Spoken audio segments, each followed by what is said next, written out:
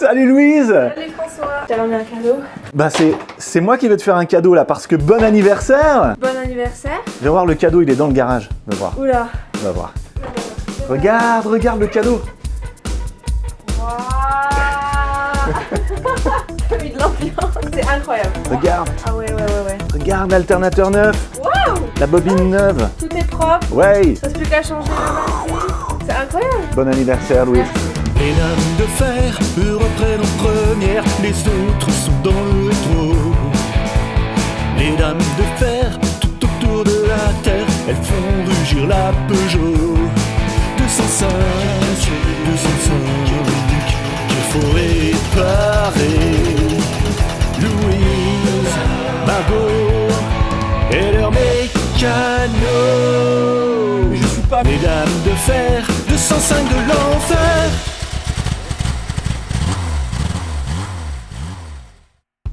Salut à tous, bienvenue sur Garage Bagnole et Rock'n'Roll. Bienvenue Louise.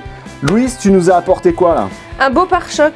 Un beau, Plus ou moins. plus ou moins, Bleu. que tu as été récupéré où? À la casse auto. La Tout casse. simplement. C'est là où on trouve le mieux, le plus facilement Ouais. les pièces pour des voitures anciennes comme ça. Et le moins cher surtout. Et le moins cher. Encore que des fois, on va aussi changer le phare qui est là, parce que celui-là c'est pas le bon. Exact. C'est un phare de, je sais pas, phase 3, et puis toi c'est une phase 2. C'est ça, il y a un souci de phase. Bah, Voilà. Ça se voit le décalage entre le bon phare gauche et Ouais. celui-là. Enfin, Et bon. le phare, vous l'avez déjà aussi récupéré, il est dans la voiture, on va l'installer après. Et qu'est-ce qu'on va faire aussi aujourd'hui? On va installer un interrupteur pour commander le ventilateur du radiateur devant pour forcer le refroidissement. Ça c'est une des lignes des choses obligatoires à faire pour la préparation du rallye Europred que tu vas faire donc avec Lola et Margot Exact. en juin 2022. Juillet 2022. Juillet 2022, je dis juin exprès parce qu'il que- faut être prêt en juin, C'est vrai, d'accord? faut être prêt en juin. Au niveau mécanique, on est bon, d'accord? Ouais. Mais il y a encore un gros travail à faire après.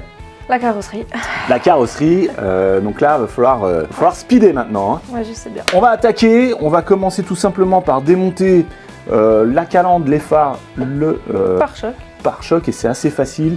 Il y a 4 vis, hein. c'est ça. Mais c'est pas si facile parce qu'elles sont rouillées. Ah. Je vais te montrer comment faire ça sans péter ni les écrous, ni Ouais, les vis. parce que là, pour le démonter, celui-là, on a tout pété. C'est aussi D'accord. simple que ça, on a dû tout péter. Ok, donc là on va faire sans casser. Oui. Non, Oui. non.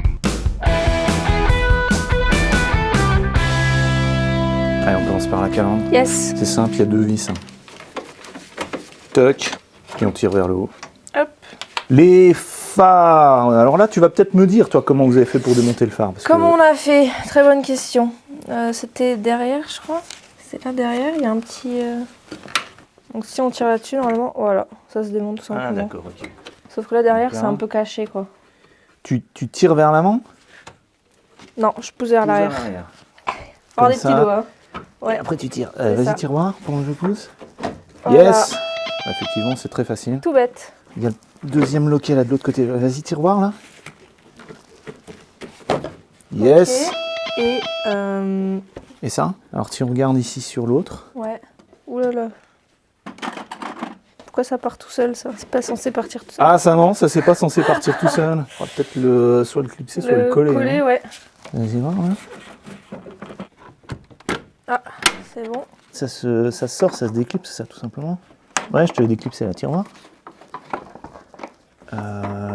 J'espère que je vais pas le péter. Ouais, voilà. Ah, nickel. Et voilà. Yes. Et ça a recollé du coup parce que ça tient que dalle. Il doit me rester du silicone. Hein. J'ai quasiment tout utilisé pour siliconer le moteur. Ok, bon bah je vais sortir le phare là. Ouais. Je te propose de nettoyer la partie ça, ouais. là. Tu peux enlever le ça. cric, ça se dévisse là. Hop. Voilà, la veilleuse est venue toute seule. Et effectivement, c'est pas le même. C'est même pas fait Ah oui. pareil derrière. Ah oui, rien à voir. Ouais. Donc on a bien choisi. Enfin, Là, oui, celui-là, c'est le bon. Hein. nickel. Ouh, des mouches mortes. Alors, pour nettoyer, tu peux enlever le plus gros comme ça, avec le chiffon. Ensuite, avec un grattoir en nylon, tu peux venir gratter le plus gros si vraiment tu trouves vraiment des gros tocs, en particulier là dans le creux. Ouais. Ouais. Tu décolles tout ça. Quoi, je vais te chercher la spie. Voilà, on t'enlève le plus gros comme ça, avec le machin là. Yes. Et à la Et fin. puis ensuite, tu termines au nettoyant frein. C'est ton copain. C'est le copain de nettoyant propre. Le chiffon. Coup de chiffon. Ok. Et, magie, on retrouve la carrosserie. C'est fou. Let's go. Je file l'aspirateur ici. Bon alors ici je vais faire un test là pour voir si on peut mettre en route le ventilateur avec ici la prise qui est là. Parce que comme ça, eh ben, je vais repiquer sur les câbles là pour mettre un interrupteur dans l'habitacle. Donc je vais mettre le contact. Attention, recule-toi un peu, on ne sait jamais si le démarreur démarre. Là c'est bon, il y a le contact. Et je vais simuler l'interrupteur avec juste un câble comme ça. Hop, attention. Et ça ne marche pas. Alors peut-être qu'il faut que le moteur tourne. Qu'est-ce qui peut... Peut-être qu'il manque encore un cran au contact. Non, si je... Ouais, ça c'est le démarreur. Donc je sais pas trop. Est-ce que ça... Bon, je vais déjà voir si j'ai du 12 volts qui arrive. Alors, entre ici et le moins... J'ai rien. Entre ici et le moins... J'ai rien non plus. Normalement, ce thermocontact, quand il se ferme, ça met en route le ventilateur. On va démarrage. Je mets le starter. Ouais.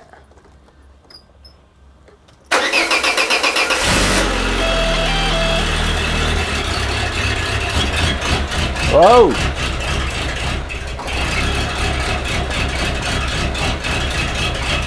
Tombe pas terrible, hein? Non. Faut qu'il chauffe. Ah, ça change rien. Olé.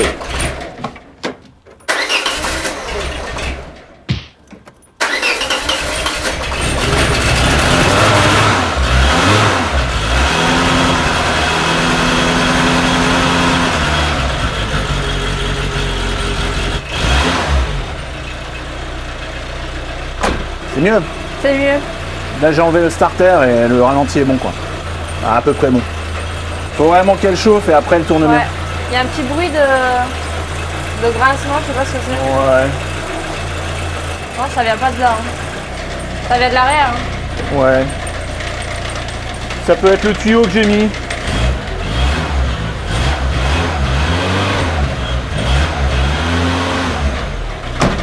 Bon bref, là je sais pas comment mettre en route ce ventilo du coup. Normalement ça aurait dû le faire.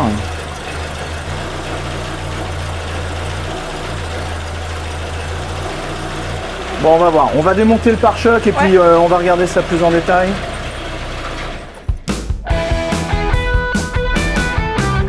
Ok, les phares sont démontés, on va maintenant démonter le pare-choc avant, donc c'est facile, il y a 4 vis, hein, une fois de plus, 2 sur les côtés là-bas, 2 là, mais comme elles sont rouillées, il va falloir brosser, donc une petite brosse pour toi, une petite brosse pour moi, et une fois qu'on a bien nettoyé le filet de chaque vis, on met du dégrippant dessus, et normalement ça devrait venir sans casser. Ok. La rouille, elle prend plus de volume que le volume initial de la vis, donc c'est pour ça que si on laisse la rouille et qu'on veut dévisser, l'écrou il va se coincer dedans.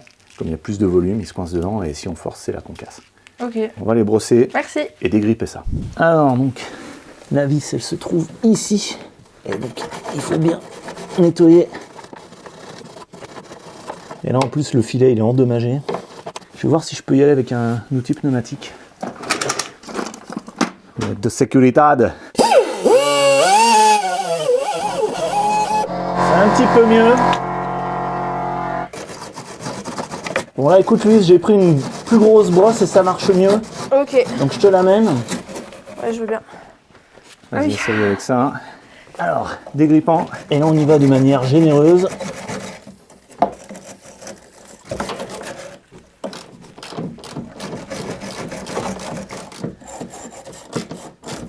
Est-ce qu'on fait quelque chose ou est-ce qu'on tourne dans le vide? On fait quelque chose.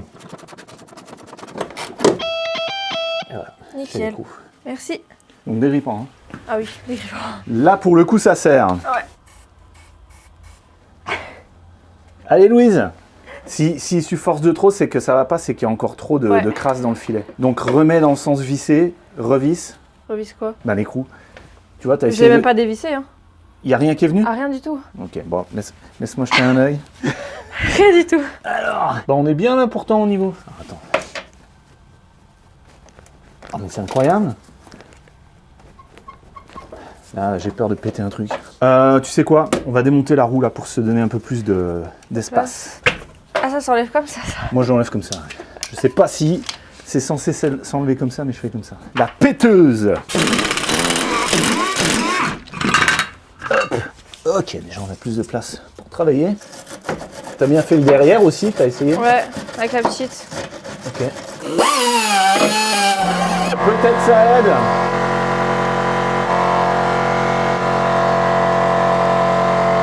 Incroyable.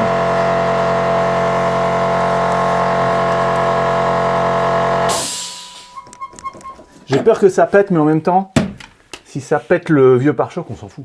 Ah oui, on s'en fout. Bon. C'est juste pour la vis, parce qu'on n'a plus. Ouais, mais la vis tiendra, je pense. Ce qui peut se passer, c'est une vis qui a un bout plat comme ça, qui tient Ouais. le plastique du pare-choc, elle peut se mettre à tourner dedans, tu vois. Je vais chercher un bras de levier plus long, Ouais, aussi. et on va faire crack. Avant de tout péter. Là. Là, ça devrait venir. Je visse, je dévisse. Je vais faire crack. Là, c'est en train de tourner dans le vide. Je suis pas sûr.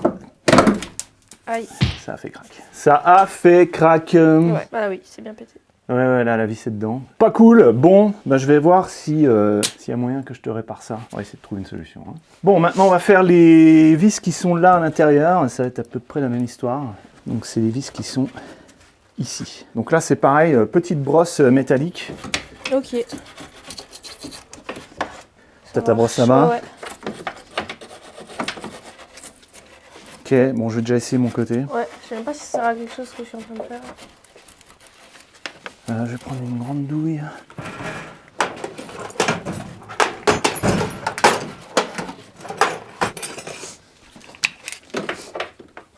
Grande douille, c'est trop grand. Douille normale.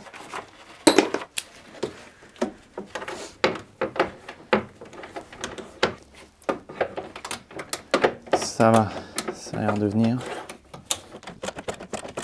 Si je vais du côté là, ça ne va pas.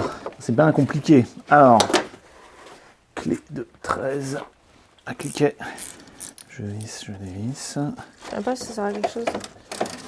Ah si, ah oui. Ah ouais, je croyais qu'il n'y avait rien. Et j'ai même l'écrou à la main là. Donc là, ce côté-là, c'est bon. Yes. Yes. Victoire. T'essayes de faire le tien? Ouais. Vas-y, je te tiens la tête. Pas ta tête à toi, mais... Ah, ne me dis pas que tu vas aussi péter celui-là. Non. Attends. Là, il n'y a rien qui se passe, on est d'accord? Ah. Ça a l'air de tourner, là. Ça va? Ça va. Hop. Non, il n'y a rien qui tourne. Je suis vraiment pas chanceuse.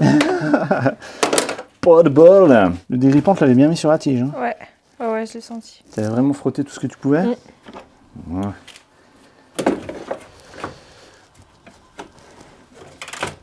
Ça va. Ok.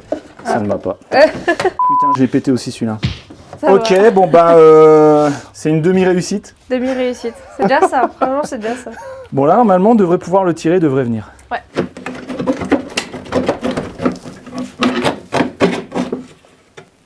Ben voilà.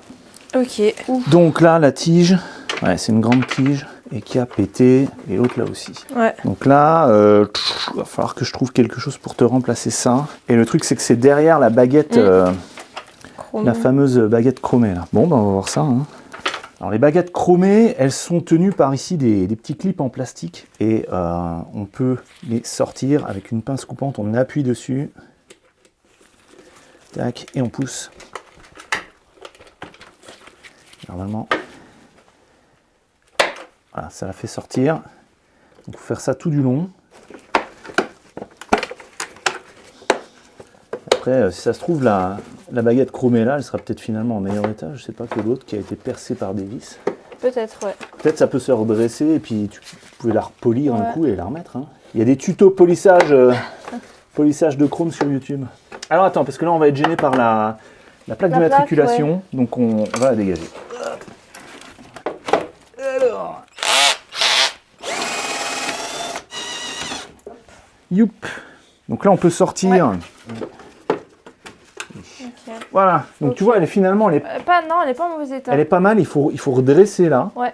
Ça se fait au marteau Au tranquillement. marteau. Ça vaut le coup de la réutiliser celle-là. Ouais, je pense que je vais la garder. Un coup de polissage et puis go. Louise, ton Oui. nouveau vieux pare-choc, il est bien extérieurement. Effectivement, il est pas fissuré comme celui que tu avais. Par contre, ici, les points d'attache ont été explosés lors du démontage. Oui. Alors, du coup, là, on est bloqué parce qu'on peut pas le remonter comme ça. Il va falloir Clairement, réparer ouais. ça. Je peux découper dans l'ancien pare-choc des zones ici et les ressouder parce qu'on peut faire un soudage plastique. Ouais. Mais j'ai pas l'outil. Donc là, je vais acheter l'outil. Le temps qu'il arrive, ça va mettre quelques jours. Donc, je vais continuer ça tout seul. Oui. Et puis, je remonterai tout ça. Donc, sans toi, mais Ouais. je vais essayer de me débrouiller. Sinon, tu voulais dire, avant que tu partes, Oui, je voulais dire un grand merci à toutes les personnes qui ont participé à notre cagnotte, puisqu'on a réussi à obtenir plus de 1600 €, ce qui est vraiment énorme. Au jour où on tourne, Au jour où on tourne, exactement. Donc juste un grand merci, et ça va vraiment nous permettre d'aller plus loin que ce qu'on espérait avec cette voiture. la communauté là, elle est là, elle vous Ouais. soutient. Ouais, Merci, on l'a merci à ressenti. tous. Bon, Louise, on arrête là pour aujourd'hui. Oui. Moi, je vais continuer.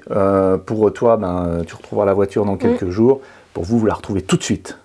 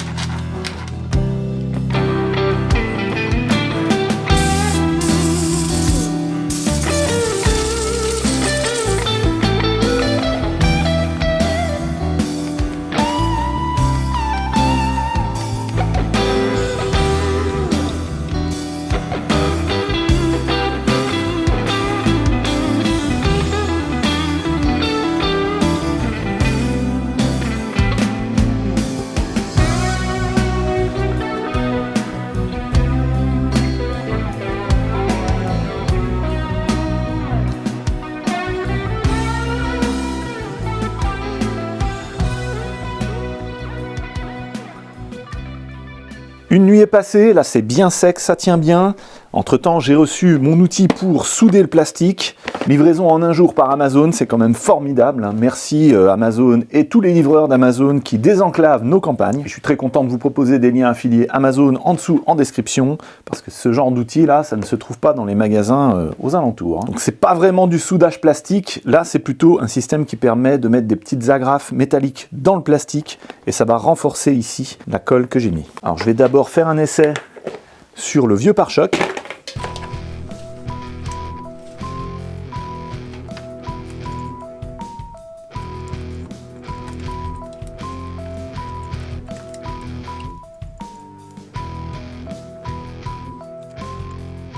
Eh bien, cela ne marche pas.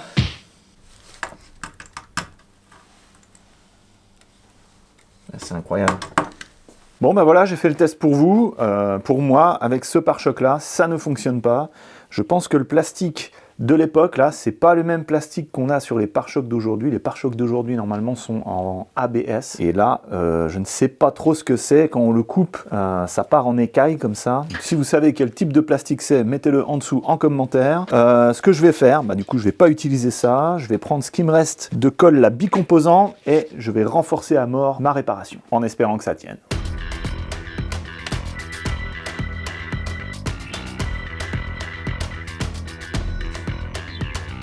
Pendant que ça sèche, je vais m'occuper de ces vis en T qui servent à maintenir le pare-choc sur la voiture. Et donc, je vais utiliser le poste à souder. Et dedans, il y a mon outil préféré. Alors, il en reste deux qui ne sont pas cassés, une grande et une plus petite. Il y a deux grandes normalement qui vont sur les côtés extérieurs et les deux plus petites, c'est les deux de devant. J'en ai 4 là qui sont cassés, donc j'ai récupéré 2 vis, je vais couper les têtes et souder les tiges filetées au bout des vis qui sont cassées là. Mais avant ça, comme tout ça c'est rouillé, eh bien je vais mettre un bon coup de brosse métallique pour dérouiller. Je ne sais pas pourquoi je parle d'un coup comme ça. Ah bah voilà François, enfin on t'entend là. D'habitude tu parles tout doucement, tu chuchotes. Il faut crier dans la vie. Maintenant, taille crayon.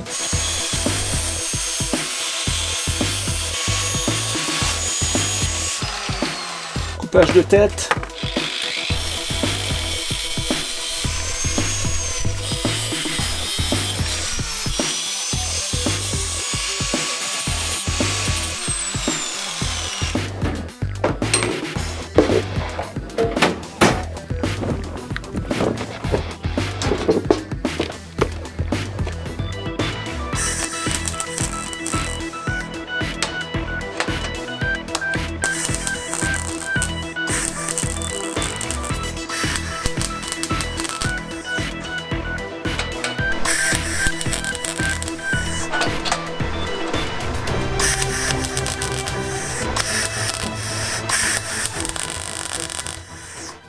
Originaux, copies. Alors les copies, c'est un petit peu tordu, hein. Mais bon, j'espère que ça va aller. Et oui, je me fais mal.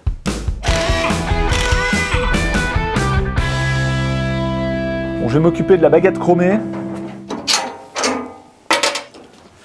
Alors celle qui était sur le pare-choc récupérée de la casse, ils ont mis des vis dedans, ils l'ont percé. Donc, ne faites pas ça, hein. Si ça se décroche, ne percez pas du chrome comme ça. Là, non, je suis désolé, mais non. On ne fait pas ça. Donc je vais reprendre la baguette chromée qui était d'origine. Elle est pas trop mal, il y a juste ici, il y a quelques bosses là, que je vais essayer de redresser. Les petits clips en plastique qui tiennent cette baguette, on peut les glisser et les sortir au bout ici. Enfin, si ça veut bien passer. Là, la bosse m'empêche de passer. Bon, je vais nettoyer tout ça parce que c'est vraiment crade.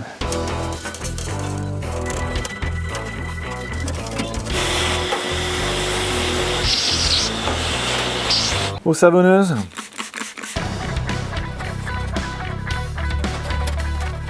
Tout de suite, on voit la différence. Ok, maintenant pour remettre à plat la partie là, je vais déjà simplement appuyer comme ça sur mon établi, ça devrait faire le plus haut. Et ensuite, je vais utiliser, encore un coffret, des outils de carrossier avec des marteaux spéciaux, genre ça, et des tas, genre ça.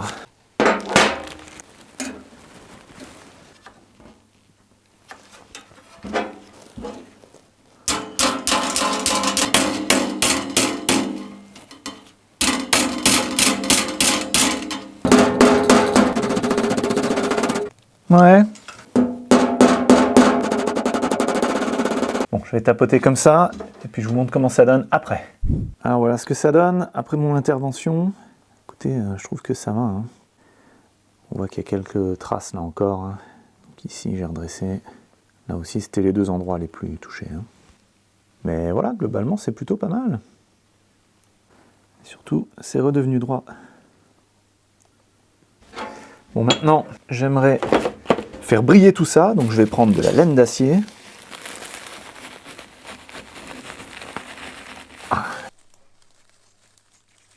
C'est la paire de ciseaux le mieux pour couper ça. Et ben après, il suffit de frotter. Alors normalement, il faudrait faire des ronds. Là, sur une longueur comme ça, c'est pas évident. Et je frotte et je vous montre ce que ça donne après.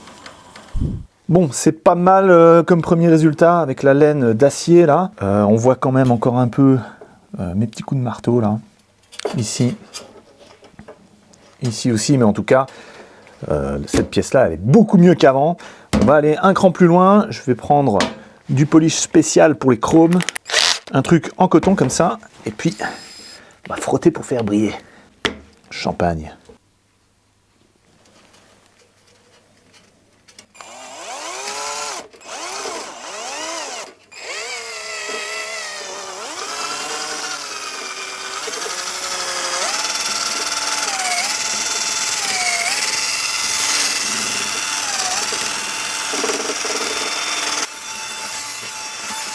Regarde déjà ça, ce que ça donne. Ouais, c'est pas mal. Allez, je fais le reste et je vous montre. Et voilà, wow, c'est beau, c'est magnifique, on se voit dedans. C'est un miroir. Je suis content du résultat. Là. Je vais m'occuper donc du câblage supplémentaire pour actionner le ventilateur. Et si vous voulez savoir d'où vient ce magnifique chariotable, eh bien c'est moi qui l'ai fait, et puis je vous mets un lien vers la vidéo de sa construction ici en haut à droite et en bas dans la description. Maintenant pour ce ventilateur, j'ai étudié un peu la question et j'ai compris comment ça marchait.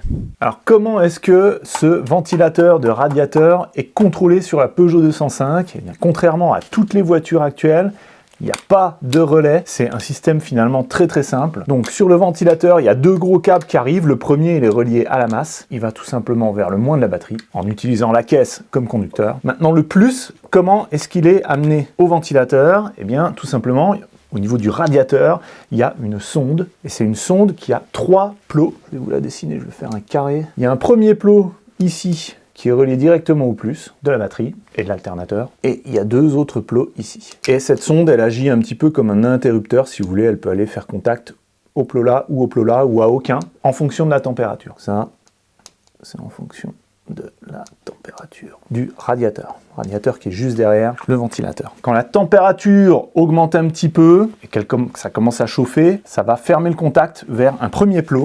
Et ce premier plot, il y a un fil qui part, et qui va à une résistance, et ensuite ça amène le plus 12 volts au ventilateur, et là ça le met en route, et cette résistance là, eh bien c'est le cylindre rond qui est accroché juste derrière le radiateur, donc avec la chaleur du radiateur, ça fait varier la résistance, et cette variation de résistance fait que le ventilateur va tourner plus ou moins vite. Donc là, ce premier état là, quand le circuit est fermé par ici, ça fait tourner le ventilateur à une vitesse lente et variable. Donc en fait, quand j'ai essayé de court-circuiter cette résistance, ça n'a rien fait du tout. Pourquoi?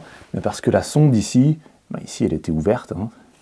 Il n'y avait pas assez de température élevée dans le radiateur pour que ça ferme ici. Deuxième cas, la température continue de monter, devient de plus en plus chaude. À ce moment-là, la sonde de température dans le radiateur, elle va fermer sur l'autre borne, tac. Et là, eh ben, c'est un fil direct au plus 12 volts du ventilateur. Et là, le ventilateur, il tourne à fond. C'est la deuxième vitesse, la vitesse élevée pour que ça refroidisse au maximum le radiateur. Donc ça, c'était facile à trouver. Par contre, ça, c'est un petit peu plus planqué. Je vous montre où elle est. Donc la sonde du radiateur qui commande ce ventilateur, elle est là-bas tout au fond. Voilà, c'est le petit point bleu que vous voyez là au bout de mon doigt.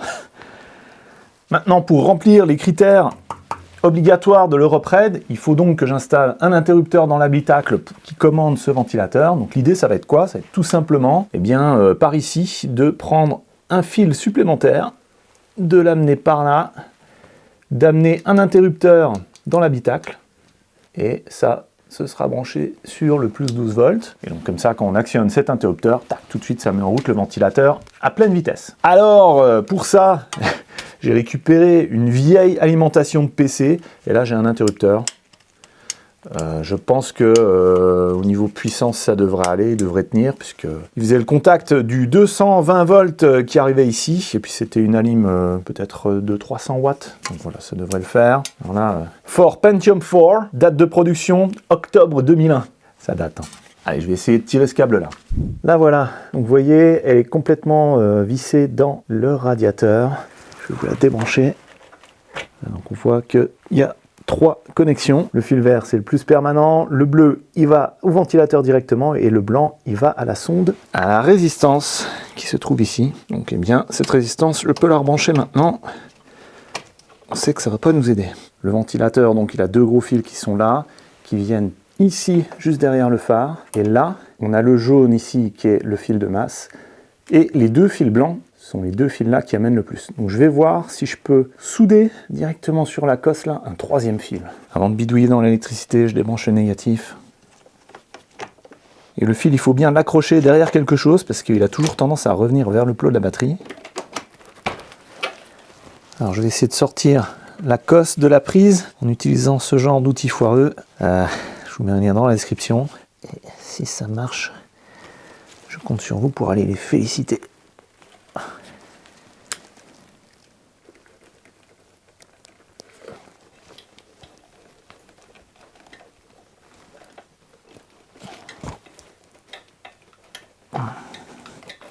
Ok, donc j'ai réussi à la sortir. Ici, il y a une languette qu'il fallait soulever.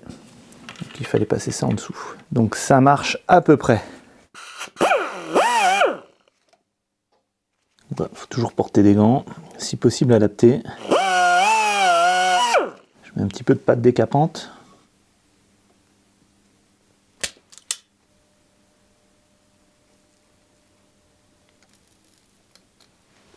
Ouais, on va essayer comme ça. Est-ce que ça passe? Ça a l'air d'aller. Tac. Ok, bon, ça va comme ça, c'est pas trop crade. Hein. Je rebranche le moins. Je sais que vous aimez bien quand je dis moins. Et test.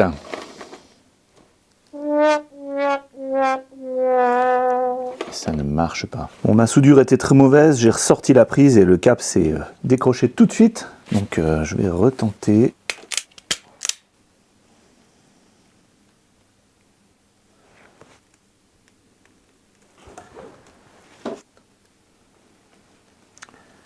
Mon étain, ça fait un gros paquet, ça ne soude pas. Ouais, c'était à peine collé. Ok, je change de méthode, je vais utiliser ces connecteurs rapides là. Les rouges, c'est pour les fils qui vont jusqu'à 2,5 mm². J'ai fait un essai avec un ici, ça tient bien. Et ça devrait faire un bon contact. Et je vais choper le fil blanc, un des deux, hein, peu importe. Et en gros, voilà, on passe le câble dans un des 2 trous qui est là, et en refermant ici, ça abaisse cette petite partie en métal qui vient croquer dans les 2 câbles et faire contact entre les 2. Donc j'ai passé le fil rouge au fond, et je vais passer le fil blanc devant. Voilà. Il n'y a plus qu'à serrer tout ça.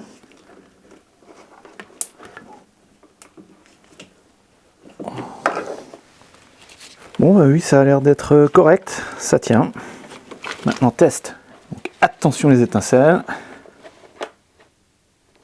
Oh non. Test de continuité jusqu'à la prise. Quand le courant passe, ça bip. Et oui, là, ça ne passe pas. Je vais pincer plus fort. Ah, là, j'ai du contact. Donc, le ventilateur va partir tout de suite. Attention, étincelle. Ma che passa? Ça marche. Le faux contact venait bien de cette prise là, j'avais pas assez pincé. Ok, alors plus qu'à tirer ce câble à l'intérieur.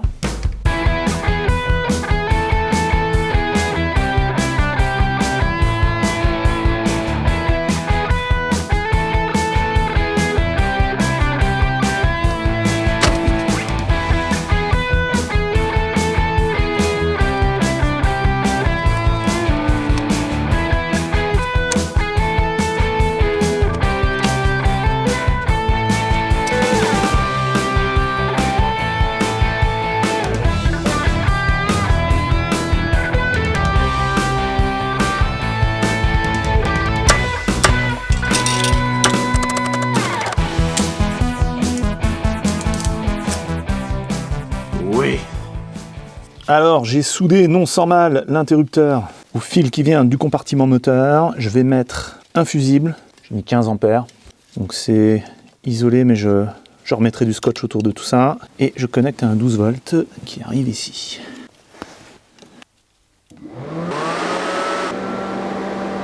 Ok. Ok, l'interrupteur déconne quand même. Hein.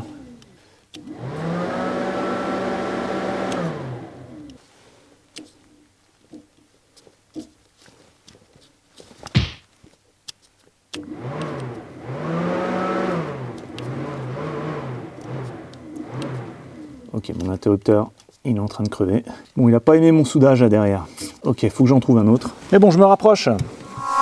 J'ai trouvé un interrupteur de lampe de chevet qui était cassée. Essayons. Alors voici une magnifique réalisation. Alors, essai. L'interrupteur est ouvert. Je fous ça dans le 12 volts. Hop. Attention.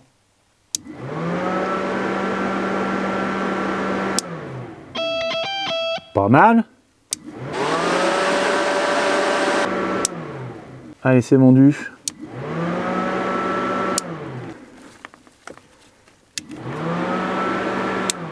Et puis je vais mettre ça par là.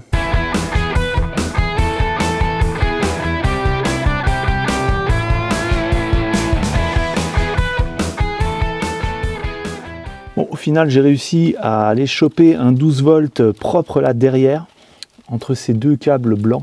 Donc j'ai mis une petite fiche au bout de mon fil rouge et hop, je l'ai rentré dans la prise. Donc là, ça fait vraiment une connexion propre. Faut que c'est propre. Eh oui, même pour la connectique. Donc là, ça marche. Hein. Yes. Alors, ma plus qu'à refermer tout ça proprement. Faut que c'est propre. Je vais faire quelque chose pour l'attacher par là. Et tant qu'on est là, je voudrais vous montrer quelque chose. Donc là, c'est juste en dessous de la colonne de direction. Vers la console centrale, c'est le radiateur de chauffage qui est là avec les deux tuyaux de liquide de refroidissement qui arrivent. Donc déjà là, vous voyez des grosses traces blanches. Donc ça, c'est du liquide de refroidissement qui a fui. Mais plus grave, ici en dessous, est-ce que vous voyez là le brillant qui est là? Et ben ça, c'est le radiateur de chauffage qui est en train de fuir. Problème assez classique sur les Peugeot. Donc, il va falloir que je change ce radiateur de chauffage. Hein, je ne vais pas pouvoir les laisser partir comme ça. Allez, je remonte tout, les phares, le pare-choc, la calandre et la belle baguette chromée.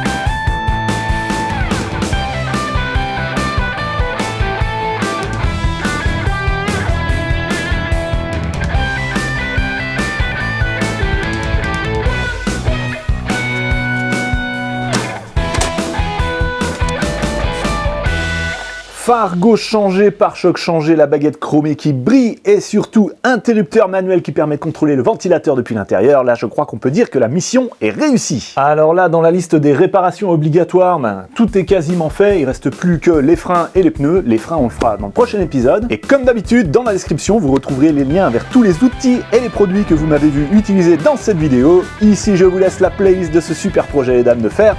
En dessous, un épisode aléatoire que YouTube a sélectionné pour vous. Moi, c'est François. Je vous dis à la prochaine sur Garage, Bagnole et Rock'n'Roll. Spot des années 80.